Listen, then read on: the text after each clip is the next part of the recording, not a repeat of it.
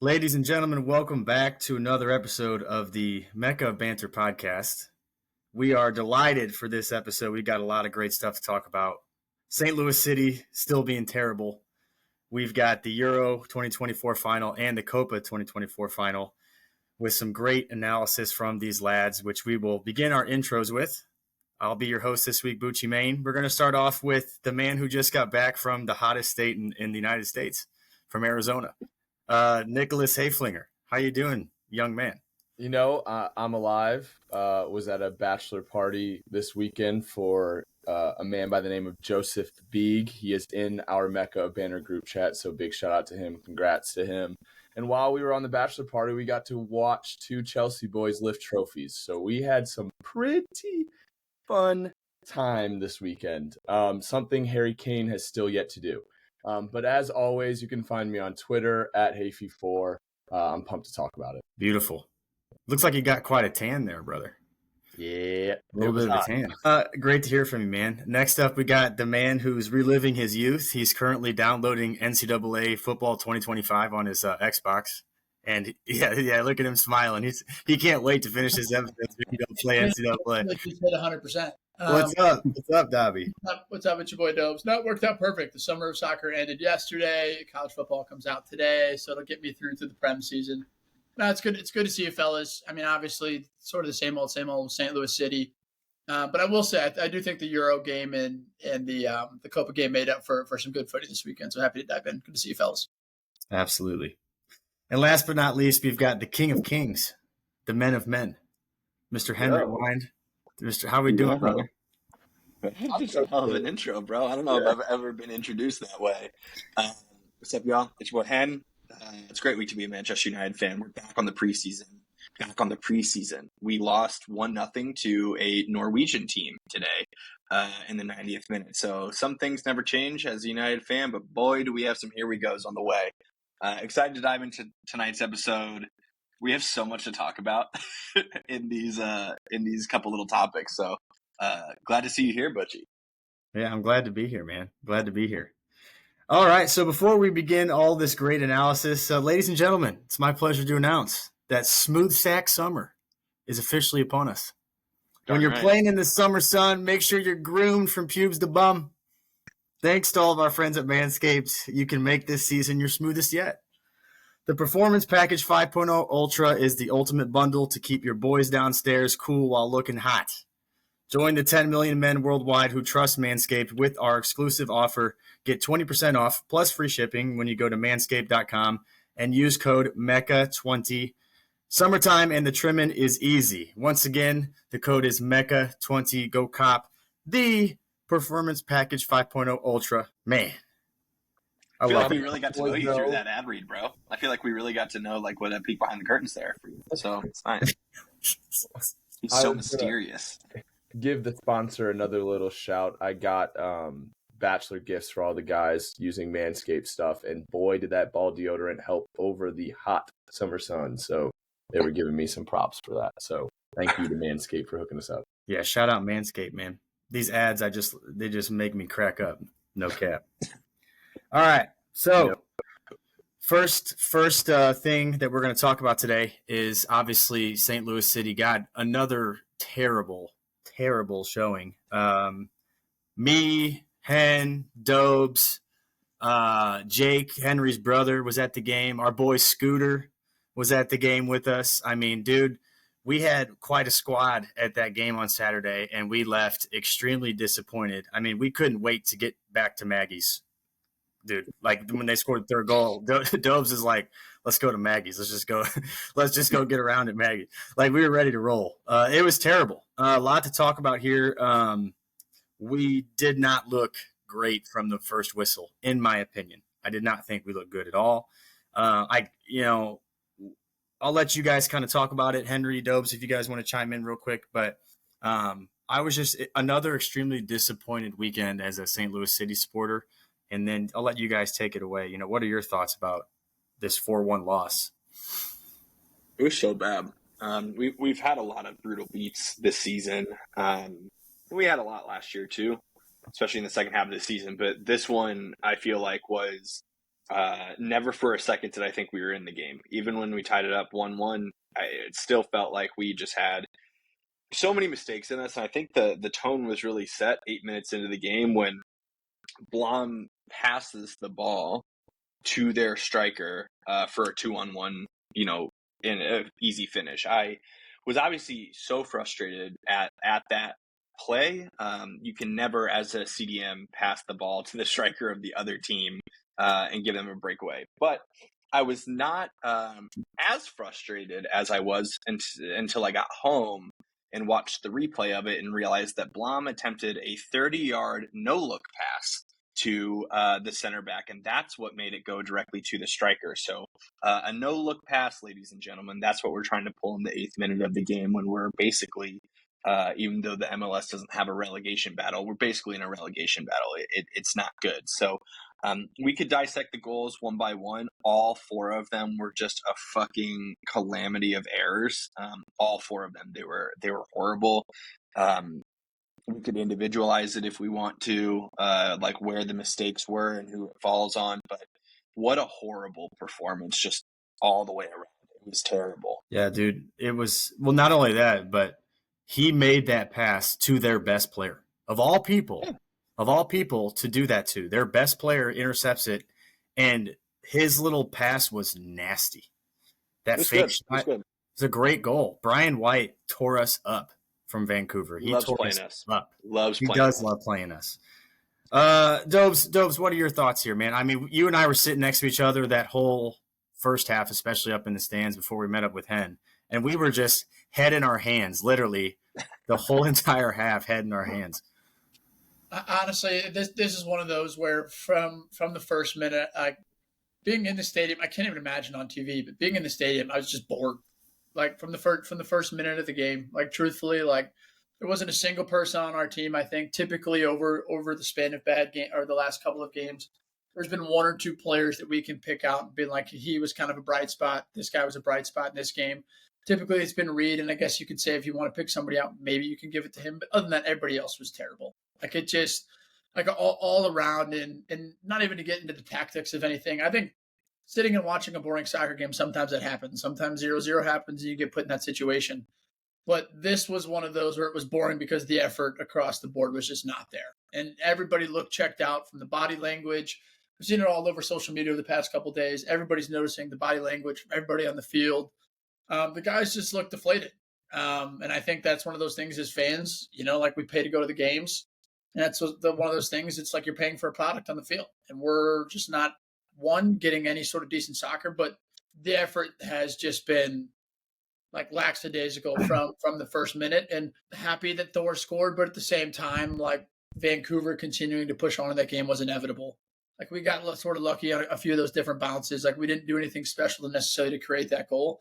Obviously happy we scored and, was hoping we kind of pushed on from there, but we didn't. It was sort of the first couple of minutes of the game continued, and then Vancouver took over and just dominated the game.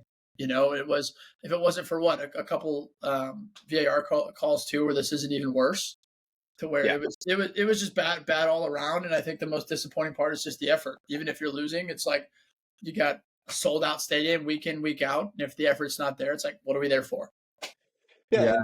I was at least like appreciative that players and Hackworth came out and said that after the game. Like, I feel like, especially during the first half of the season, we got a lot of, from Carnell, we got a lot of like, the bounces just didn't go our way. And like, if you look at the stats and whatever, and Hackworth was just like, this fucking sucked. This was horrible. And I appreciate that. I don't understand where we got so far lost. Because the desire to even try wasn't there with a lot of these guys. You look at some of these goals that we gave up, and it was just a lack of effort. And it goes back a couple games now, where it's like guys are just in the wrong position. They're giving the ball away to in situations that you should never give the ball away. What was it? The third goal that we had like 4 attempted clearances, and no one put their foot through it, and it just bounced right to the striker. It's just so bad to watch. And I don't know. I don't know. I'm hopeful that maybe with these new signings coming in 3 days now at time of recording, that we'll get some sort of like momentum, but you can't see it with this group right now, unfortunately. And I also don't think that Hackworth is without blame here. And don't get me wrong. Like, I think that the St. Louis City fan base on Twitter was so wild after this game. There's so many people right now on Twitter being like, well, Carnell wasn't that bad because obviously like Hackworth did what he did tonight. And I'm not there. Like, Carnell needed to go. It was the parting that needed to happen.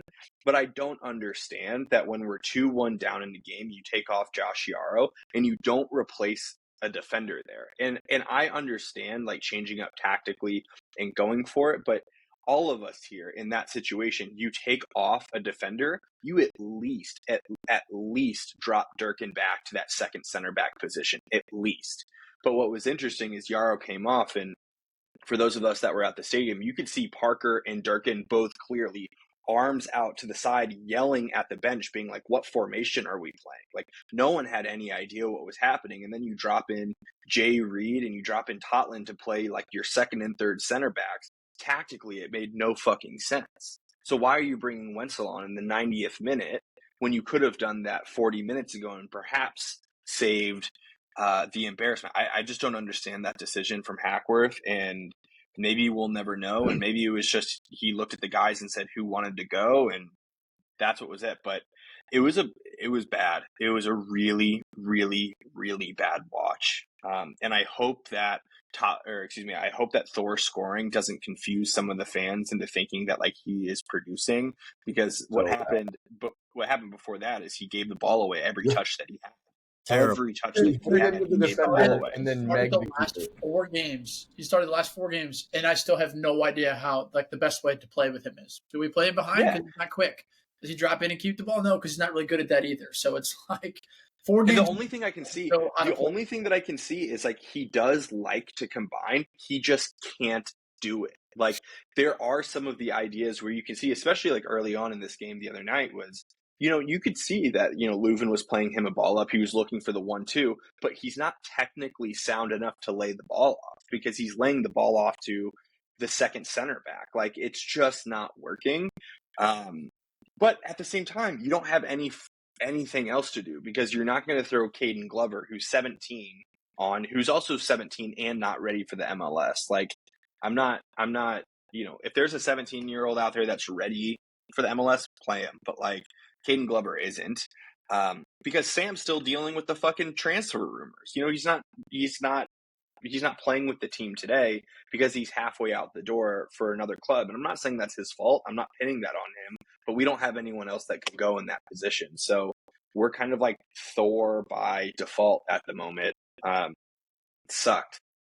I completely agree with pretty much everything you guys were saying. Obviously, I wasn't at the game, so watching it on TV was in fact way boring than probably being there. The big thing that I noticed, and I think Henry, you had an incredible analysis of the Colorado game with some of those screenshots on our positioning, especially defensively.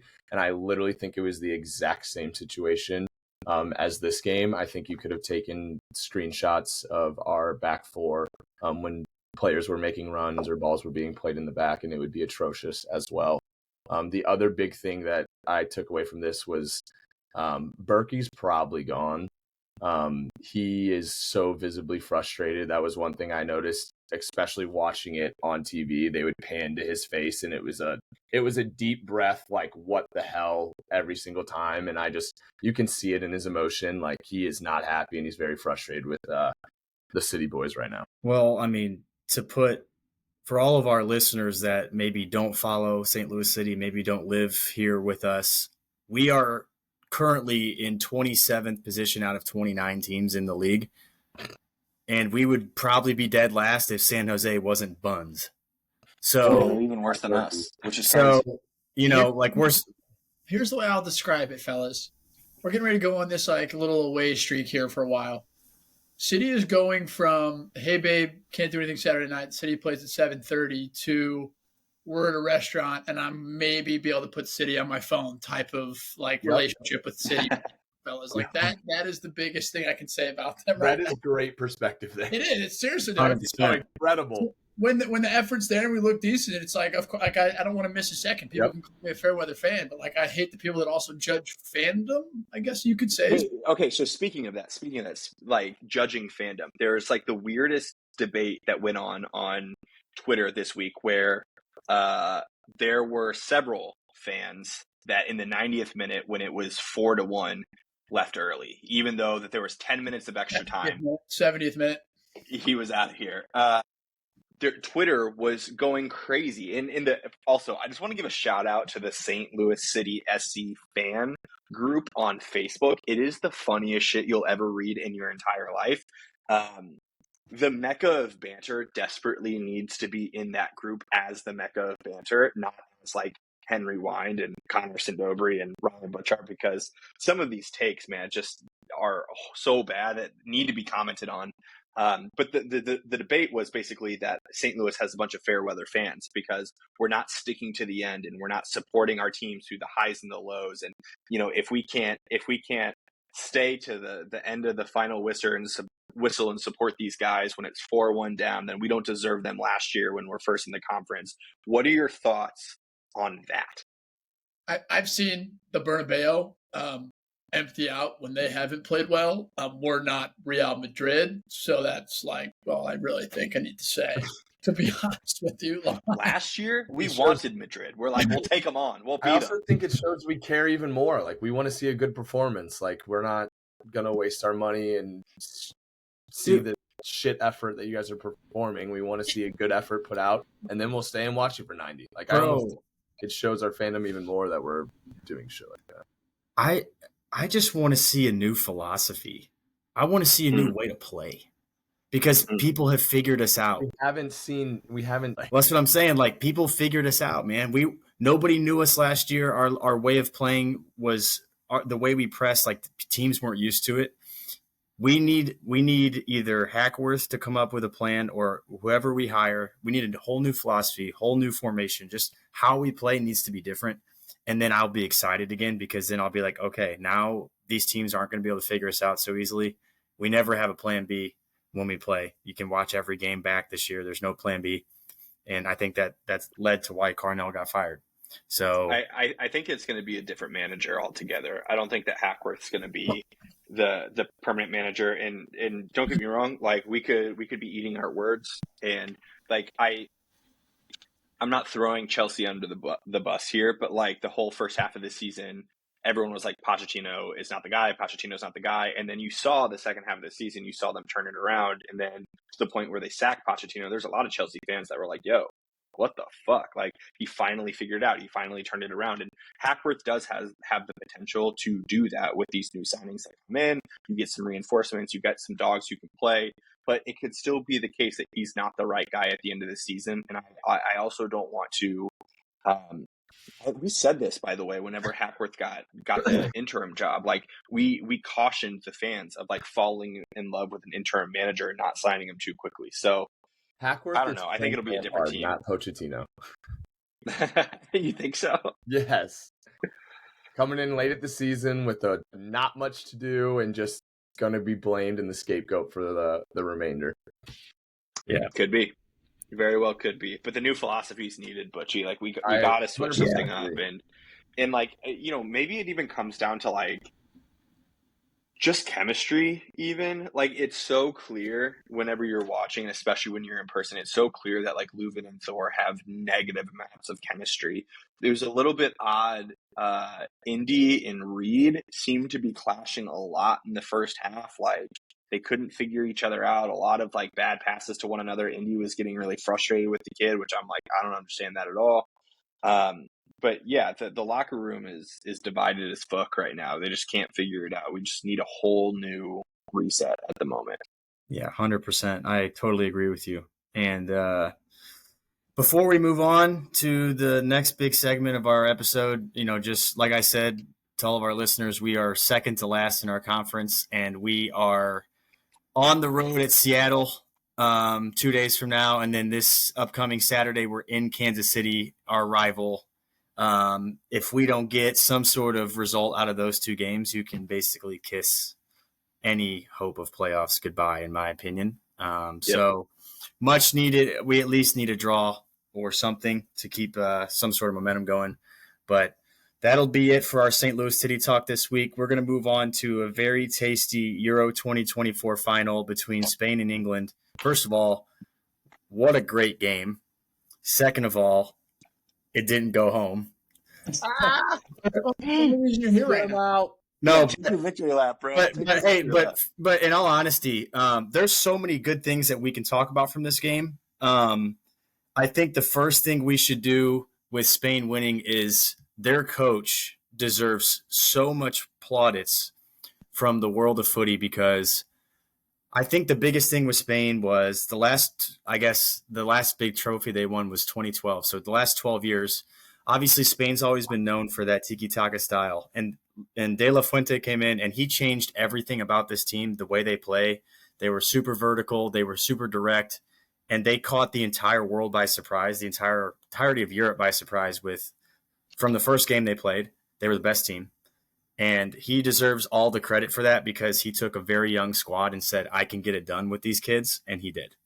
The dude won 7 games out of 7, beating – if you look at who they beat, 5 out of the 7 teams they played are ranked in the top 10 in the world. Jesus. So that's Croatia, Italy, England, France, and Germany. He beat all 5 of them. That's unbelievable. That's unbelievable. First thing let's talk about with this game, obviously the goals were scored by Nico Williams. Cole Palmer had a beautiful goal. Came on the field. 2 minutes later, scores a peach of a goal. Again, should have started the freaking game. Foden 007, put a tux on him. You know, he's the next Daniel Craig. So, no, Palmer should have started. He changed the game. Palmer scores a beautiful goal, and then Spain score another really nice team goal in the 87th minute. With an incredible ball. Nick's boy, Cucurella, with an unbelievable assist, and then Oyarzabal had a nice little finish. So the goals were beautiful, but let's talk like analysis of tactics here. Obviously, we just talked about Spain. They were brilliant the whole game. But Gareth Southgate, okay, he switched to this back 3. He kind of played this like little hybrid 3-5-2 or whatever you want to call it, 3-4-2-1, which did work compared to what they had started with. But I think there's a few things that I think went wrong here. When he brought on Palmer, when he realized he screwed up, he brought Palmer on. Palmer scores, and what do England do? They go back in their shell. They went back into their little block, and they said, Spain, come at us. And I'm sitting here going, you're a dumbass. You have them on the ropes. You have all the momentum. There's 70,000 England fans in that stadium, and you score, and you go back in your shell like a turtle, and then you invite all the pressure back, and then Spain dominates the next 10 minutes, and then they end up scoring, right? So Southgate is, in my opinion, a lot to blame here, even though people are applauding him now, which blows my mind. But what do you guys think about England in general? I know we support a lot of these players that play for England. Like, we're huge fans of these guys because we watch the league every day and we want them to be successful. But what went wrong? Obviously, we could talk about Harry Kane. Dude was not fit. I mean, you guys go on here. You guys jump in to whatever you guys want to talk about here. Honestly, I think it's like what you described for England is like the game was exactly what you'd expect from this game on paper between these two teams. Spain have been the best team all tournament by a long shot. England have made it to this point by moments of brilliance by star players and not looking great like wholeheartedly as a team. It's exactly what we got. Spain dominating possession. England with a few decent chances on their own as they create, but it's just what we've seen from England. It's this entire tournament, they've been like a team of moments to where it's taken that Bellingham moment. It took a Cole Palmer moment, and they haven't looked great. And they essentially were just banking on somebody on their team to step up in one of those moments. And of course, Southgate is to blame a little bit. Yes, they made the final, but playing an injured Harry Kane, playing a Phil Foden, like just the way that he's used players this tournament, it's just not shocking. And then obviously you have to credit Spain, but this is what we've seen the entire tournament from them. So coming into this game, it's exactly what I expect. And like you said, Butch, it's like, of course I want Manu and Shaw to win. Like, I don't really care for England to win, but I want the two United boys to win, of course. But at the same time, it's kind of just like, this is England. They don't have that killer instinct, and you have to have that killer instinct and willingness to take risks in these games to win. And that's essentially what it takes. And if you can't do that, you're not going to beat a Spain team of that side. So it's exactly what we expected. To be honest, I was hoping for more from England, but we got what we've seen from the entire tournament. I think the big thing for me was, I don't know, man. It's so hard. It's so hard to not start Palmer. Whoa. It's so hard to not. They agree. Sparking. They agree. Like, literally, right as I'm trying to talk. They agree. It's so hard to not start Foden or Salah. It just is. Like, that's just a fact of the matter. But the thing is that Palmer comes in and immediately changes the game. Foden hadn't done anything the entire game. So, like, to me, that substitution should have been, Palmer for Foden. And then you keep Kobe Manu in because he was holding the game together. You took him out and then you isolated Declan Rice as a singular center midfielder. Yes, you dropped Bellingham a little bit further back, and Bellingham also got the assist. So, like, whatever. But Bellingham doesn't want to sit in when they're chasing the game. He doesn't want to sit back as that number 8. He wants to be forward in that number 10 position. And if Bellingham's going to be the guy that's never going to be dropped, like, you do have to take that risk. So I think that subbing off Kobe Manu was the safe choice for Southgate, but it wasn't the right choice. And up to that point, he had gotten pretty much every substitution bang on. The only thing that you can say is that you wish those substitutions came earlier in the games leading up to this, but all of the substitutions he made were at the right times. This one, he just played it too safe. So to your point, Dobes, of like lacking that killer instinct, they had already lost a final 4 years ago in the Euros. There's no reason not to go for it. There's no reason not to go super attacking and trying to just go win the game. You've already been in that moment of losing. So just fucking go for it. And they were just so scared. They were so scared to do it. Kyle Walker played horribly. He fell asleep for both goals. We said it before on this podcast. He's been so fast for so many years, but now his pace has gone just a little bit, and that just a little bit is causing a lot of errors in the back. Unfortunately, Gahey fell asleep as well for the second goal. Otherwise, Gahey had a great tournament. So it was disappointing to see England just like sit into their shell a little bit, but you can't say that Spain didn't deserve it. They were great. And they took off Rodri at halftime. Don't forget, like, the alleged player of the tournament, Rodri, was on the bench for the second half. So Zubamendi came in, bossed the game. It was great to see. He was so good. Very curious as to where he'll end up this season, but you can't convince me that England deserved it. No, 100%. I completely agree with all of your guys' takes. The big thing that I have a takeaway from England was I think Southgate has to be sacked or not signed on after his contract is over. Because, yeah, Henry, I agree his substitutions do look good, but those substitutions only look good because they should have been starting in the first place. And not been subs. Like, I think a lot of those players after the 5th game should have been starting because they were making immediate impacts for consistent times when coming on as subs. And I think they're not even in that situation to have those subs if some of those players start. I think it's a completely different game. Cole Palmer, I'm going to hit on it again. I know you guys all hit on it, but Manchester lad. What a player. I'm super happy he's wearing blue. Born and bred Manchester United fan. Super excited. One of us. With him. Dude, he's so fucking good. Yeah, he's incredible. He's so fucking good. I think he's a generational player. Super pumped for him. But moving past England, talking about Spain, we haven't even said his name yet, but Olmo coming in after Pedri gets hurt and just putting on a masterclass, I thought was insane. He looked like he should have been starting the entire time. I'm not saying he should have, but he looked like a player that could be starting at majority of the countries out there. And then also another bias saying, but Cucurella, I thought, played incredible. I think he was almost the player of the tournament, and I think Gary Neville looks like an idiot. So, Dude, he really does, though. Like, Gary Neville, dude, he pisses me off sometimes. I'm not gonna lie to you. Like, with some of the stupid stuff he says. Backs that are goofy like him are good and better than what he ever was. But honestly, Go, Gary Neville was good. Hold on a second. He was a good player. Very solid. Gary Neville was not good. Gary Neville was great. One of the best right backs the world He's has a ever great seen. leader. He reminds me of Azpilicueta.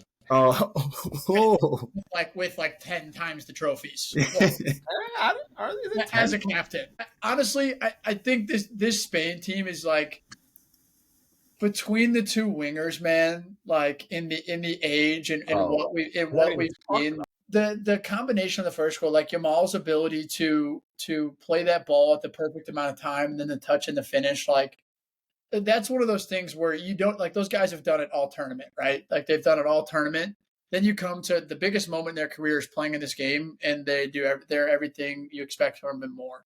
That's one of those where Yamal's kind of like one of those guys he's hard to hate for me, in my opinion. He seems like he's a little fucker, though. He's got a little shithousery to him, which I like. You love that. Love that. Hey, he's 16, like he's a kid. Like, of course he's going to have a little bit of that.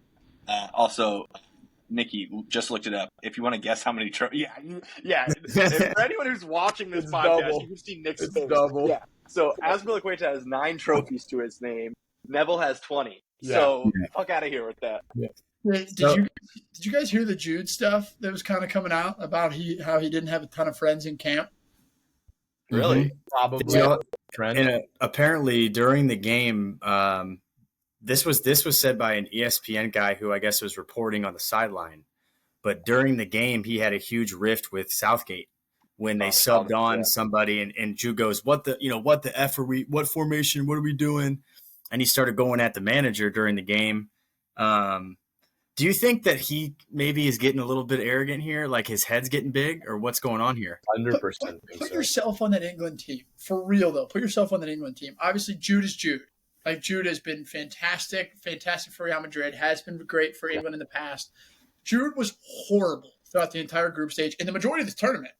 Yes, Jude scored a great bike, and then all of a sudden the entire Adidas ad is, "Hey, Jude."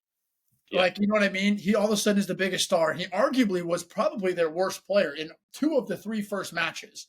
And yet he's getting all the praise. So I don't – that's one of those things where it always seems to get into the England locker room in the past and now, to where obviously I love Jude, and this is just speculation. But if you look at some of the videos after the game, and maybe I'm reading too much into it, and some of the stuff that I've read, but it seems like he's a little bit too cocky for – and obviously he is generational, but it seems like he's a little bit too cocky for what should be one of your leaders of the team. Yeah, I don't know if I think Hoover and I were on the pod like a couple of weeks ago. It was just the two of us, and brought that. Oh, it was after, I think it was the Champions League final, where he like had that interview immediately after the game, and instead of being like, just so excited for all the boys, buzzing for the lads, he basically took the time to say like, anyone who ever doubted me, or like, it's nice to like silence the haters, and everyone's saying that I'm not this and I'm not that. I'm like, brother, you have had the most praise the entire season. And so a couple of weeks ago, after the Champions League final, I was like, yo, I don't know if he's always just been this like supremely confident, but also just like humble and classy. That's a great way of saying it. And after that interview, I was like, I don't know about that. And so all tournament, I felt the exact same way of just like, yo, you're kind of losing what's made you so special throughout all this. And like, you all know, like, I'm a huge Jude truther. I've been a Jude truther for like years and years and years, but like, he's got to figure it the fuck out. Like, obviously when he goes back to Madrid, he's in a locker room with a lot of guys that can put him in his place, but like, you can't, I don't know, like, you have to know how to get the best out of your guys, and you have to like control yourself in a way on the field that's like worthy of people following. And when you're like, when someone touches your shoulder and you're like throwing your arms out and falling to the ground, and then you come out in the interviews and whatever the fuck, it's just, I think that he just needs to go away for a couple of weeks and sit there and think and figure out how he wants to reacclimate himself into the Madrid camp before the England camp. And I'm paraphrasing here, but Rooney came out and said this afterwards. He said something along the lines of like, because Jude just got added to like the leadership committee by Southgate. I think there's like 4 of them. It's like Walker, Kane, maybe Pickford, and him. And Rooney was sort of talking about how Jude is at the level in his career right now, or the thought process in his own brain where like, if they win or he does something great, he's the first to the podium. Like he's the first to go speak. But when he matures, it's going to be he's the first to the podium after losses like that. He's the first to go up and begin speaking and also act in that manner and not kick the cooler over after the game. It's just like it's those little things. And he's young, he's going to mature. But just from an outsider's point of view, it's not just us seeing it. It's like legends of the game that are sort of seeing this. And I think that also just spills over onto the field, whether you think it will or not. Like we've all had that like subconscious feeling about a person or a teammate. And that does definitely even though it shouldn't play its own field sometimes, Yeah. Well, it even comes down to discipline. Like we were just talking about, you take off Kobe Manu and you drop Jude deep to like an 8, and he still wants to go forward and be a 10, and then you're leaving Declan Rice isolated, and you're like losing the midfield because you want to like go forward and not be disciplined. When all of those guys on the field, all 11 of them have, maybe with the exception of a couple of them, but like all of them have the capability of going forward and playing in that 10 role and being the guy. But it's like how you can be amongst your peers and be the best part of the team, that's what's going to separate these great players. And I think it's one of the reasons you brought up Rooney, but Rooney was so underrated throughout his career because he could chameleon himself into any system and he could make everyone else around him incredible. And I get that you want to win. I get that you want to like do the thing, but I don't know. I need to see a little bit more discipline out of him for the next year. And even though he's young, like he's only 21, this next year is going to be a big year for him, especially coming in with like Mbappe in the dressing room. He's definitely not going to be like the biggest name in the room anymore. And I'll be very curious. Worldy superstars coming in. Totally. Yep. Well, to all of our listeners out there, Rodri was awarded the player of the tournament, and the young player of the tournament went to Lamine Yamal. I don't think there was any discussion about Yamal winning that. If I had to pick, my player of the tournament would have been Fabian Ruiz. I thought he was unbelievable. But Rodri is a deserving candidate there. But I do have one question for all three of you. Maybe it can be off the top of your head. I think it'd be easy. But can you give me one player from this tournament? We watched all the games. Who was the most disappointing player for you? Because I mean, Ronaldo, and that's not even like you guys know my feelings on Ronaldo. That's not even trying to throw shade. In terms of biggest like disappointment, I think it has to be like I think this disappointing and also just sad because he was so far past it all tournament, and I truthfully think that Portugal team could have been in the final if he didn't start up front for them. Like truthfully, I think he played John Neves. I think he played Jota. I've said it on a couple episodes to where he just isn't even a shadow of himself anymore. And it really does suck. But like in terms of disappointing, I even text in the group all the time. It's like Ronaldo has that one moment in him, he always finds a way to show up. He's going to do it. He's going to show up. And he just never showed up. I agree with Dobes. The other one is obviously we kind of mentioned it a little bit. I think Harry Kane had another great one. And to be fair, it's completely in line with my agenda that when you put Harry Kane on a team that plays like Manchester City, he plays like Haaland, but doesn't score goals. I don't know. For me, it could be anyone between Foden, Bellingham, and Kane. I know that Bellingham had 2 goals. He had the goal in the first game, and then he had the bike, but he was not good, man. He gave away the ball a lot, and you can't get blinded by a couple of good like moves that he pulled or a couple of good turns that he has. He's a world-class player. You gotta expect that stuff. Bellingham wasn't good. Kane, man, I have to believe that Kane was hurt. I mean, you watch that guy ball, and he is a dog. And I mean, even for England, he's a dog. But especially those last 2 or 3 games, he did not look right. And, he got subbed off in the 60th minute of a final. Like, that's insane. But then Foden, you said it earlier, Bush, but 007, 0 goals, 0 assists in 7 games.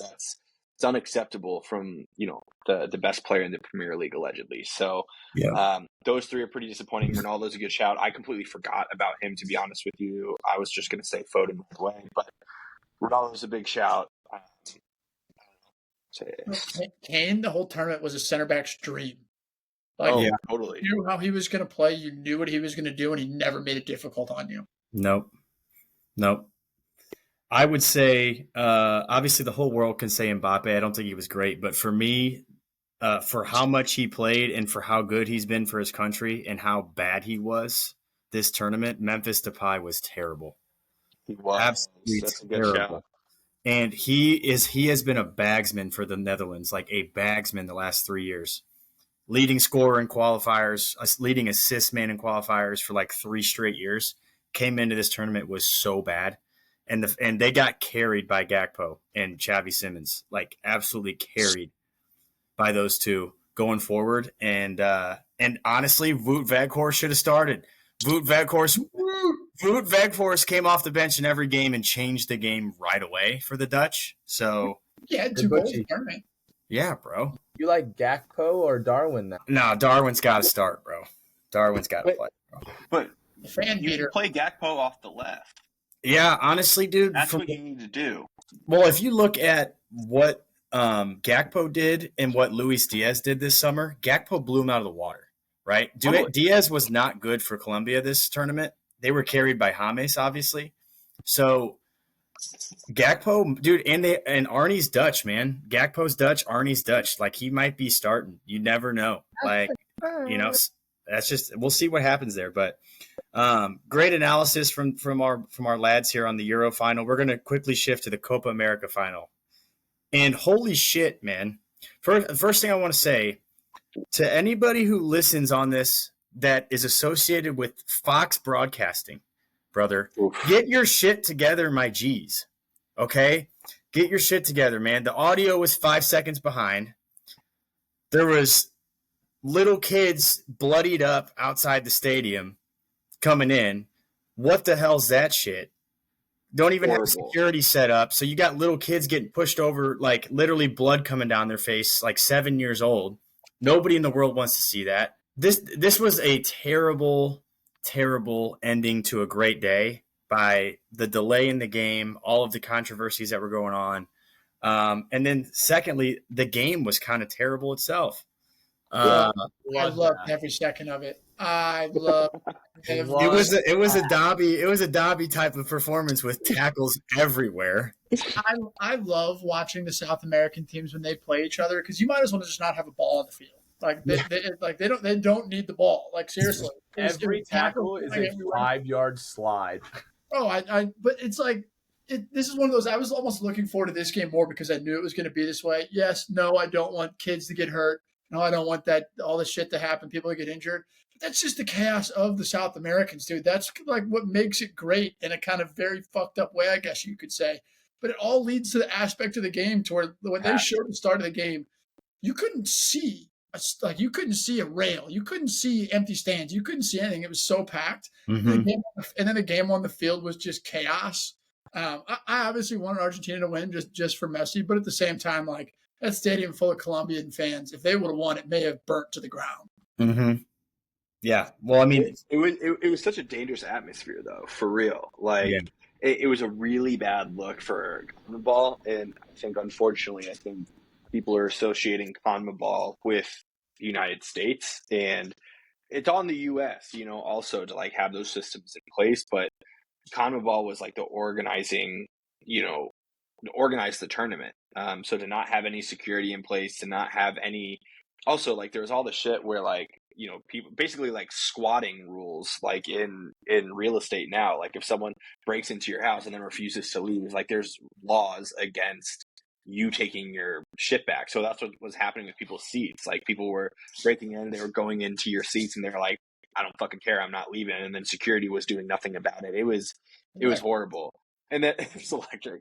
But then you see the consistent issue all across the tournament of the pitches and how so many players and coaches were criticizing him. And then the pitch is what leads to Lionel Messi not being able to finish out the final, and you just don't know what's going to happen in the next 2 years. That could have been his last, game in a major tournament for Argentina, and the pitch can't even handle a final. And how are we going to turn this around in 2 years for the World Cup? I mean, what a disaster from an organizational standpoint. But Lautaro Martinez, man, dog, and he's him. The confidence and the willpower to be the top scorer, get benched for the final and still come on and make it happen. Like, I don't know. I was talking to people earlier, earlier in the week about, who I wanted to win. And I talked about Argentina, obviously for Messi. I'm the same way, Dobes. But when I watch Argentina play, to me, they are the most, they are a team. Like, if you fuck with one of them, you fuck with all of them. Like, they just do it together in ways that you don't see out of other nations. Like, you might see guys who have fun with each other or whatever, but they're not all standing up for one another the way that Argentina is. And I just love watching them play. And so even when it was scrappy and it was dirty and they were going into tackles, that's a team, brother. It's just a team start to finish. And so I was stoked for them to win. Yeah. Rodrigo De Paul, man. I was about to say, he was First of all, unbelievable. if we want to talk I about, do love that I didn't recognize which one he was because he changed his hair from the last game. I was just about to say, if you get a bleach blonde DePaul, if you get a DePaul with braids, if you get a DePaul with Beckham flow, he's the same DePaul. He's going to go ball. It was, and he was great the whole game. But it was the 115th minute, dude. He made a darting run to press Colombia's goalie, and then he made a 60-yard sprint to go cover the wing. And it's just those are guys that you want on your team. Literally, you want to go to war with. He's a guy that when you're ready to go to war, you put him at the front line. He's going to take care of business for you. Yeah. Also, mention it. Argentina didn't concede a goal when Lisandro Martinez was on the field. So okay, so I was just about to say that. I know I texted Griff. Dobes saw it. I texted Griff the other day, and I said, this was 2 weeks ago. I said Saliba might be the best center back, in the world at the moment. And then I watched last night, and I'm kind of my big head's kind of shifting towards Lisandro Martinez, bro. Baby. Bro, and I'm only gonna say, dude, he's 5'7", and he's playing center back, and he's that good at 5'7", dude. I was so concerned that he got hurt last night. I was so dude. When he went down, I literally sat there to Madison. I was like, please God, let him be healthy. He's so good. But I will say that I think Lisandro's unbelievable, but I also think Romero's unbelievable, man. Oh, dude, Romero's a psychopath, guys. Legitimate psychopath. One's he's a baller, but he's a winner. left-footed, both psychos. Match made in heaven, bro. Dude. I also think Emi Martinez stood on his head as well. I thought he played a good game. I think he's one of the better goalies still in the world. I know he didn't have that great of a season for club, but when he plays for country, I think he balls out. I also think, another bias, but Enzo had the most passes in the midfield. I thought he played pretty well. And then also, I want Julian Alvarez. I don't think he played well in this final, but I think Julian Alvarez is class. He works his butt off up there, man. He's different. Him and Lautaro are different, though. I think Lautaro is a true goal scorer. I think Julian can score goals, but you saw, Lautaro needs one chance. You're right. And when I watch Alvarez play, sometimes it takes him 2 or 3 of those chances to finish, but Lautaro, it literally takes one. He had one shot when he came on last night, and it was the goal that won them the cup. So just two different players, but. Can we talk about 1 second here? Can we talk about the tackle Paredes had that led to the goal? Did you guys see that? It was awesome. Awesome. That should be framed. That should be framed in Argentina for life. That was one of the best tackles I've ever seen in my life. Open field, he slid 10 yards. Brother, all won three the ball. Perfect. Lo Celso came on and balled. Martinez came on and scored, and Paredes came on and changed the game. It's unbelievable.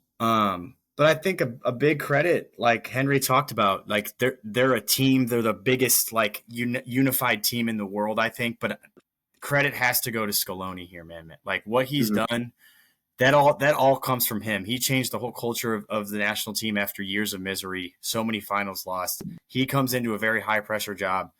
The man has never lost a final. Think about that for a second. He's won 4 trophies out of 4 that he's played. He's now up there with Spain as the best dynasty, you can say, in national team history with 3 straight major success titles. And I read this today. Argentina has only lost 3 games in the last 5 years that he's been in charge. Wow. They've lost 3. Crazy. They've lost 3.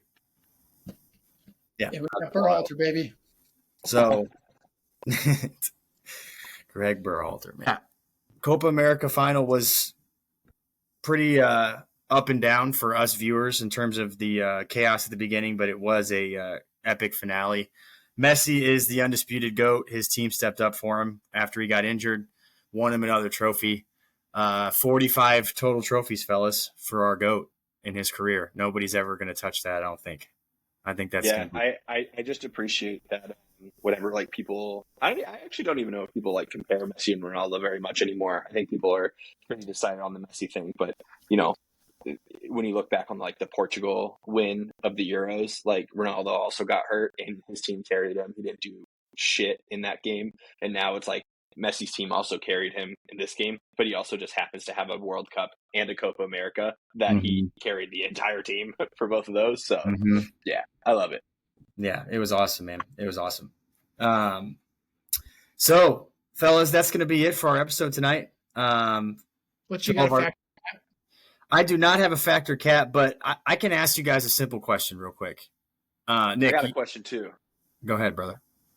Well, my question is, now this happens every time there's a major tournament. Someone's going to earn a big money move. Who do we think is going to be that player that gets the big money move following these two tournaments? You want me to be completely honest with you? You guys won't like this answer. I think it's Kobe Manu. Kobe Manu? Are you capping?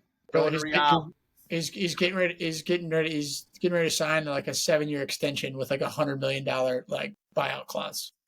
No. Dang, that's a shout, Nick. That's a shout and a half, bro. Clickbait. I honestly think it's Cole Palmer. Like I do firmly think, and I say this is no banter, I firmly believe he ends up United one day. It might be 4 or 5 years down the line, but he's going to do that Mata. He's going to come play and wear that number 10 like Wayne Rooney did. His idol. I think it's got to be Nico Williams. I think that's actually a great shout. I think he's Barcelona bound. I think he's kind of destined to play for them because he wants to stay in La Liga. But if they can afford him, Dobes, he's going to Barcelona. But he's got to move. If he just proved that he's a star, he's a world superstar, and you're not going to be a star playing for Bilbao. So you got to get out of there. You got to get to a top club. And I think he knows that now after this tournament. So he'll be on the move this summer, just where he's going to end up. I think that's the only answer, to be honest. I mean, like in terms of like big move. I mean, truthfully, like when I think about it, most of the top players at this tournament, I think, are like kind of stuck where they are. I think he's the biggest one that can make the biggest jump in his career from the tournament. Well, Danny Olmo too. But I'm not convinced by him. I know that he had a good tournament and he had a couple of good games, but 60 million a lot for him. A bit steep for Yeah. Well, Man City apparently is trying to bid for him. So if Pep sees something that we don't, that's kind of scary because Pep usually gets. I think that already got debunked. They got debunked? I think so. Okay. I was going to say I didn't want him going there because that would hurt all of us in our hopes for winning the league. So, Henry, who's yours? I think it's Nico Williams, but I think he's Barcelona bound. Zubamendi, I think will get a move. I don't think it's going to be like the big move, like the 80 million or anything like that. I think he'll go for 40, 45. But I could see a lot of teams going in for him. I could see Arsenal going in for him. I could see like Arsenal like trying to reinforce the midfield, give like Declan Rice a partner. I can see Barcelona trying. I don't think that they'll have the money to do it, but I think Zubamendi will be a big one. But we just know that there's going to be a lot of transfers coming out. I don't think it's going to be big because he's too. Who'd you say? Calafiori. I mean, if he does go to Arsenal, that's it's a big one. I will be curious what James Rodriguez does. I literally was just about to say. We didn't really talk about him at all, but he was really good. What he does, though. He puts on that fucking yellow jersey and turns into Superman. Like, brother, go play for the MLS. Go ball. Go be a DP in the MLS. He's horrible. So, he was bad. Well, apparently I read yesterday that James is rumored to going to Atletico Madrid. Whoa. What a weird move. So if he ends up with Simeone, I don't know what we'll get out of him, but it would be weird because Simeone ball is like Argentina. It's like a bunch of Rodrigo de Pauls just killing people.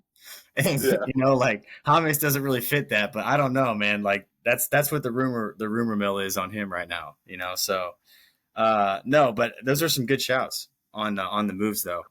Fabian, I got a quick factor cap. Hit me. Factor cap. The next U.S. men's national team coach will be American. Cap. Unfortunately, I think it's I'm kind of in that boat too, where I more than anything I want it to not be. But I feel like they're gonna choose some MLS manager who's doing well. Dude, Bruce Arena. Kidding. Bruce Arena. Jesus. I was like, man, dude, it's gonna be Bruce Arena's protege, Steve Cherundolo. Dude, I was gonna say if we literally take Steve Cherundolo, I'm gonna be so pissed, bro. Okay, Butch.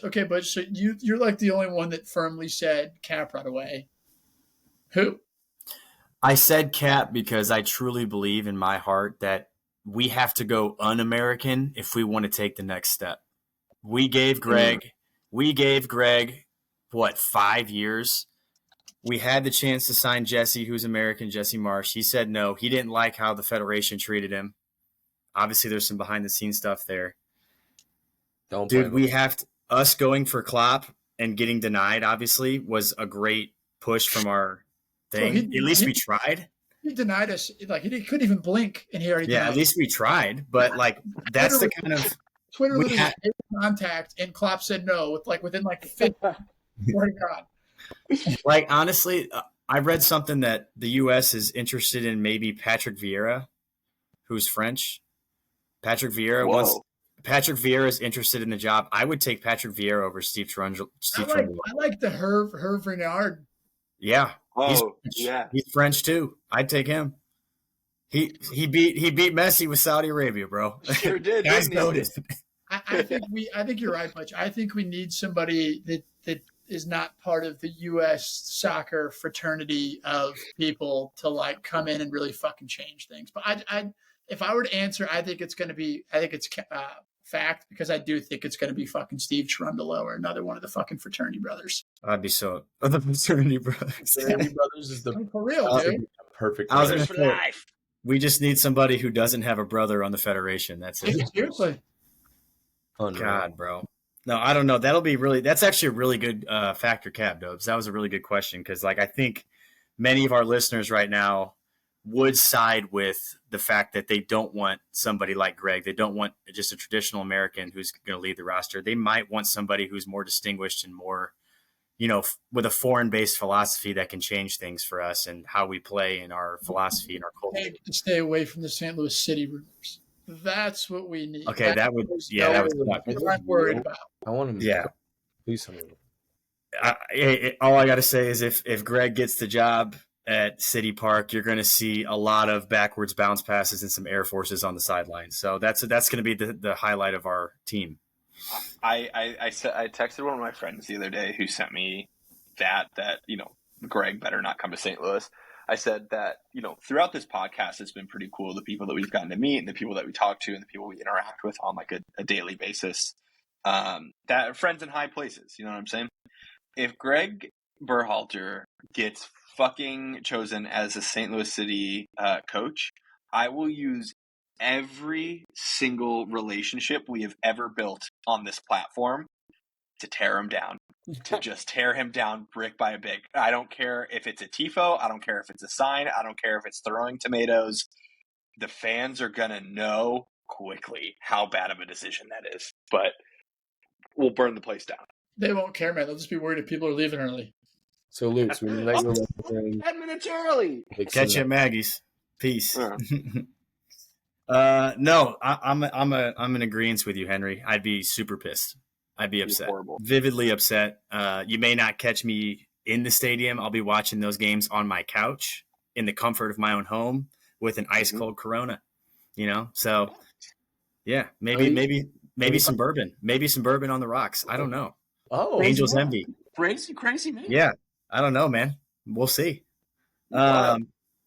All right, ladies and gentlemen, hey, thank you so much for listening. That's going to do it for our episode tonight. On behalf of all four of us, we sincerely appreciate you guys supporting us, listening to us every week. We hope you enjoyed this one. We had a lot of fun talking about these three big topics with the Euros and the Copa. Sadly, the really fun summer soccer's over, so we're going to have to wait. You know, we got MLS the rest of summer, but the Premier League starts in a month from now. So we've got a month of MLS talk until we get to the real juicy stuff. So thank you for listening, and we'll catch you next week. Cheers, fellas. Cheers, guys.